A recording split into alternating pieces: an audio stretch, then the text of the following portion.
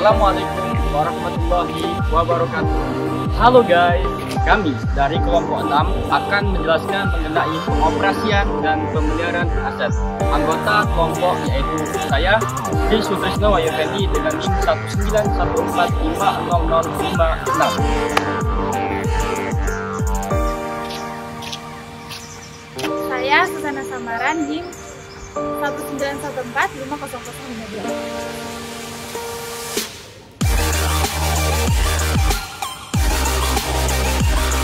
Saya Muhammad Uli Kapila dengan NIM 191450048. Saya Rendian Temangar, NIM 1914560. Saya Muhammad Akbar Al-Bardawi dengan NIM 1914544.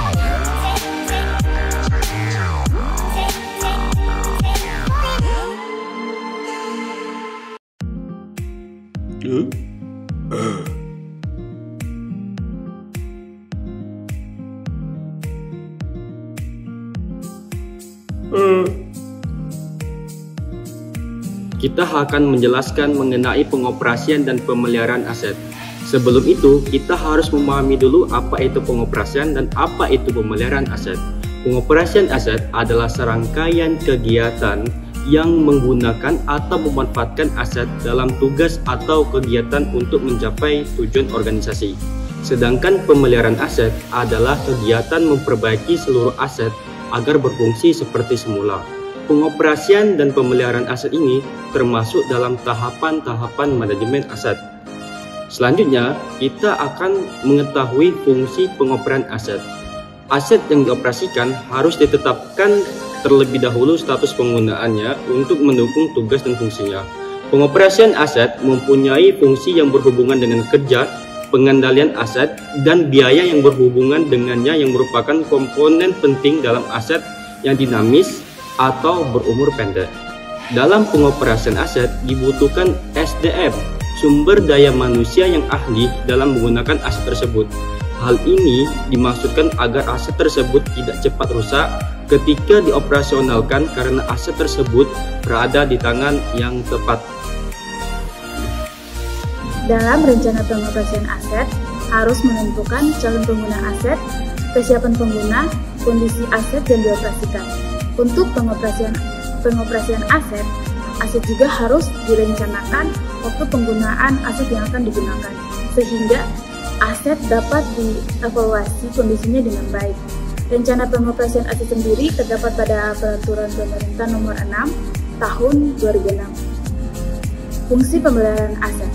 Kegunaan suatu aset tergantung pada seberapa efektif aset tersebut memenuhi tujuannya. Hal itu dapat bergantung pada kerutinan dan kelayakan dari pemeliharaannya. Pemeliharaan yang rutin dapat membantu melindungi nilai aset. Pemeliharaan aset merupakan suatu upaya untuk menghindari kerusakan komponen atau elemen aset akibat kerusakan atau kerusuhan sebelum umurnya berakhir.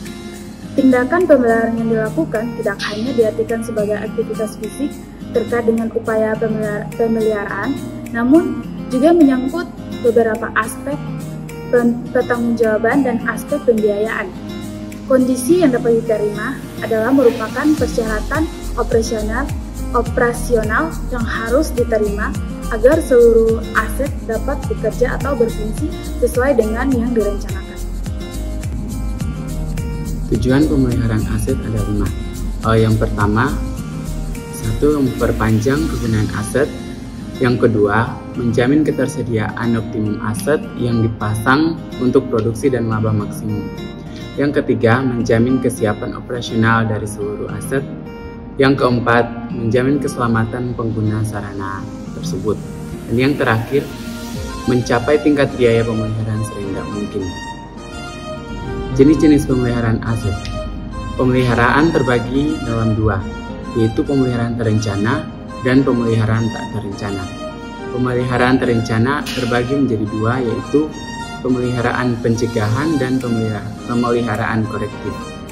Untuk pemeliharaan tak terencana terbagi dalam 1, yaitu pemeliharaan darurat. Selanjutnya yaitu kebijakan pemeliharaan aset.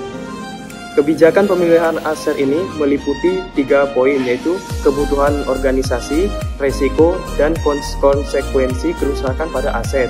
Dan pada 3 poin ini meliputi dasar dalam menentukan penyebab aset dipelihara dengan cara sesuai kondisi pada suatu organisasi, dan preventif melakukan pemeliharaan yang terprogram untuk mengurangi kerusakan pada aset sampai pada tingkat yang diterima. Dalam strategi pemeliharaan suatu aset meliputi yang pertama yaitu menjelaskan aset atas kinerja yang diinginkan. Selanjutnya, yang kedua menjelaskan sistem dan prosedur yang akan digunakan. Yang ketiga, menentukan jenis pemeliharaan yang akan dilakukan. Yang keempat, menentukan sumber daya dan menerapkan pemeliharaan aset. Yang kelima, menunjukkan berbagai persyaratan untuk in-house plan, peralatan atau suku cadang. Dan yang terakhir yaitu menyajikan forecasting biaya pemeliharaan rutin. Dan dari strategi pemeliharaan aset ini dapat menghasilkan level of maintenance dan maintenance priorities. Selanjutnya, manfaat pemeliharaan. Yang pertama, perbaikan terus-menerus. Kegiatan ini menjadi kajian yang penting dalam manajemen operasi, baik manufaktur maupun jasa, terutama pabrik-pabrik yang menggunakan mesin yang berputar dan beroperasi setiap saat. Yang kedua, meningkatkan kapasitas. Dengan adanya perbaikan terus-menerus, maka tidak akan ada pengerjaan ulang atau proses ulang, sehingga kapasitas akan meningkat. Yang ketiga, mengurangi persediaan. Karena tidak perlu ada tumpukan bahan baku yang harus disiapkan untuk melakukan produksi ulang.